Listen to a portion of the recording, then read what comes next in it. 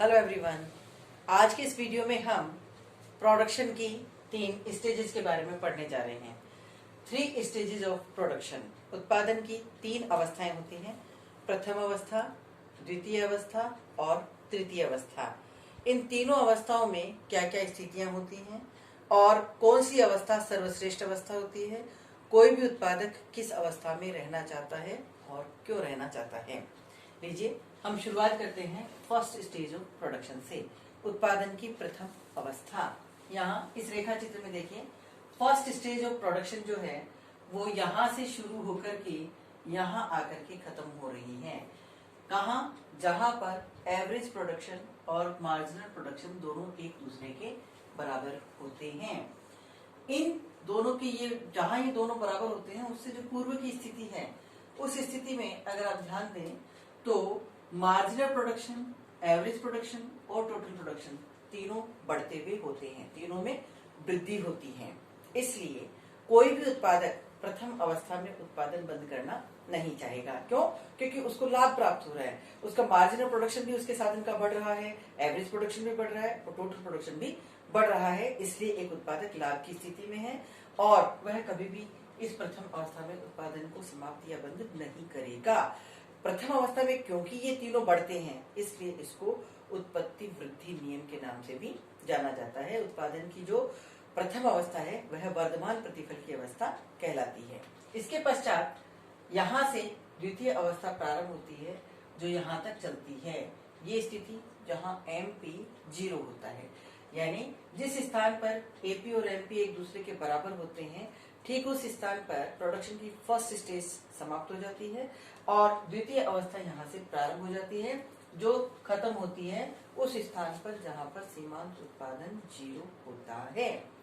जिस स्थान पर सीमांत उत्पादन 0 होता है, ठीक उस स्थान पर टोटल प्रोडक्शन अधिकतम होता है।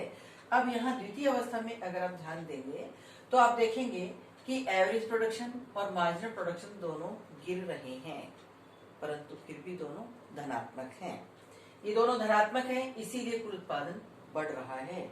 हाँ, कुल उत्पादन के बढ़ने की दर जरूर घटती हुई है, परंतु फिर भी कुल उत्पादन में वृद्धि हो रही है। जहां पर MP 0 हो जाता है, ठीक उस स्थान पर TP अधिकतम हो जाता है। तो जिस स्थान पर MP 0 होता है वहां पर सेकेंड स्टेज खत्म हो जाती है और थर्ड स्टेज यहाँ से शुरू हो जाती है। तो सेकेंड स्टेज का जहां समापन होता है वहां मैक्सिमम टोटल प्रोडक्शन का पॉइंट एक प्रोड्यूसर को प्राप्त होता है। इसलिए एक उत्पादक इस द्वितीय अवस्था को सर्वश्रेष्ठ अवस्था मानता है। क्यों? क्योंकि मैक्सिमम प्रोडक्शन का पॉइंट उसे सेकेंड स्टेज में प्राप्त होता है। दूसरी चीज ये कि जिस स्थान पर AP और MP दोनों एक दूसरे के बराबर होते हैं, उस स्थान को जो है लेबर का एक्सटेंसिव मार्जिन कहा जाता है। ये विस्तृत मार्जिन की स्थिति है श्रम के लिए। जिस स्थान पर श्रम का सीमांत उत्पादन 0 होता है वह इंटेंसिव मार्जिन की स्थिति कहलाती है, यानी गहन मार्जिन की स्थिति कहलाती है। तो हम ये भी कह सकते हैं कि उत्पादन की जो द्वितीय अवस्था है या सेकेंड स्टेज है वह एक्सटेंसिव मार्जिन और इंटेंसिव मार्जिन दोनों के बीच की अवस्था, यानी विस्तृत मार्जिन और गहन मार्जिन के बीच की अवस्था होती है। थर्ड स्टेज पर अगर आप ध्यान दें तो आप देखेंगे कि थर्ड स्टेज में जो लेबर है उसका मार्जिनल प्रोडक्शन नेगेटिव होना शुरू हो जाता है, ऋणात्मक होना शुरू हो जाता है। जब लेबर का मार्जिनल प्रोडक्शन नेगेटिव होता है तो टोटल प्रोडक्शन भी घटना शुरू हो जाता है, कुल उत्पादन में कमी होनी शुरू हो जाती है और एक उत्पादक लाभ से हानि की स्थिति में जाना शुरू हो जाता है। इसलिए कोई भी उत्पादक थर्ड स्टेज में आकर के प्रोडक्शन करना नहीं चाहेगा और वो हमेशा सेकेंड स्टेज में ही रहना चाहेगा।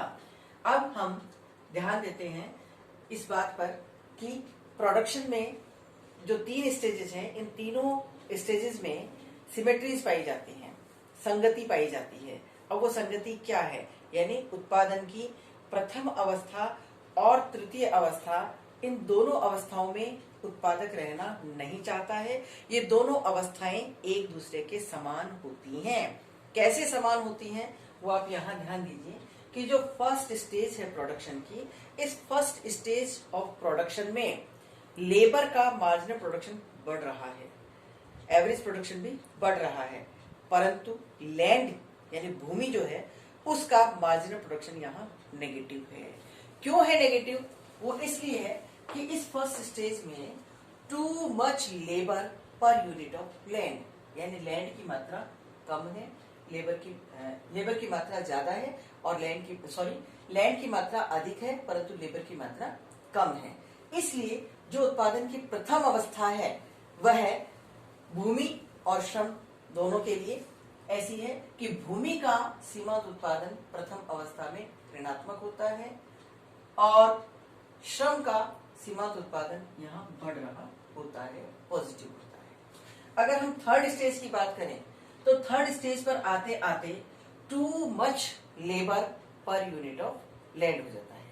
यहाँ है too much land per unit of labour और यहाँ है too much labour per unit of land, यानी जो प्रथम अवस्था है उसमें भूमि की मात्रा अधिक और श्रम की मात्रा कम होती है, और उत्पत्ति की तृतीय अवस्था में भूमि कम पड़ने लग जाती है, श्रम की मात्रा बढ़ जाती है। इसलिए उत्पादन की तृतीय अवस्था में आने पर श्रम का सीमांत उत्पादन ऋणात्मक होना शुरू हो जाता है, जबकि भूमि का सीमांत उत्पादन यहाँ धनात्मक होता है, क्योंकि भूमि का अच्छा उपयोग होने लग जाता है। और यहाँ जो प्रथम अवस्था है, इस प्रथम अवस्था में भूमि का सीमांत उत्पादन ऋणात्मक होता है, जबकि श्रम का सीमांत उत्पादन धनात्मक होता है।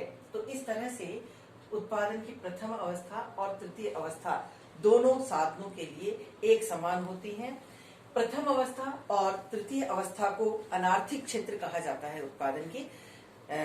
अनार्थिक स्थिति है ये एक उत्पादक के लिए। क्यों? क्योंकि यहाँ पर भी उत्पादक रहना नहीं चाहेगा, यहाँ भी उत्पादक रहना नहीं चाहेगा। क्यों?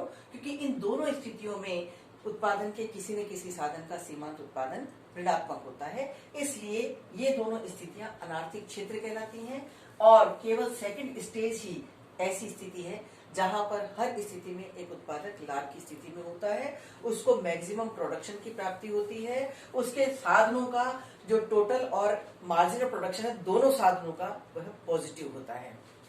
ये जो बिंदु है, इस बिंदु पर भूमि का सीमांत उत्पादन शून्य होता है और इस बिंदु पर श्रम का सीमांत उत्पादन शून्य होता है, परंतु इन दोनों बिंदुओं के बीच में जो स्थिति है वहां पर दोनों साधनों का सीमांत और औसत उत्पादन दोनों धनात्मक होता है। अब ध्यान दीजिए कि इस बिंदु के बारे में मैंने आपको अभी बताया कि यहाँ पर भूमि का सीमांत उत्पादन शून्य होता है, इसलिए ये जो पॉइंट है यह भूमि के लिए इंटेंसिव मार्जिन की स्थिति है। So intensive margin of land is extensive margin of labour, और इस स्थान पर एमपी शून्य है किसका? लेबर का। तो ये इंटेंसिव मार्जिन है किसका? लेबर का। इसलिए intensive margin of labour is extensive margin of land. तो इस तरह कुल मिलाकर के ये कहा जा सकता है कि उत्पादन की द्वितीय अवस्था सर्वश्रेष्ठ अवस्था होती है और कोई भी उत्पादक हमेशा द्वितीय अवस्था में ही रह करके उत्पादन करना चाहेगा। इसी के साथ लॉ ऑफ वेरिएबल प्रोपोर्शन आज यहाँ समाप्त होता है।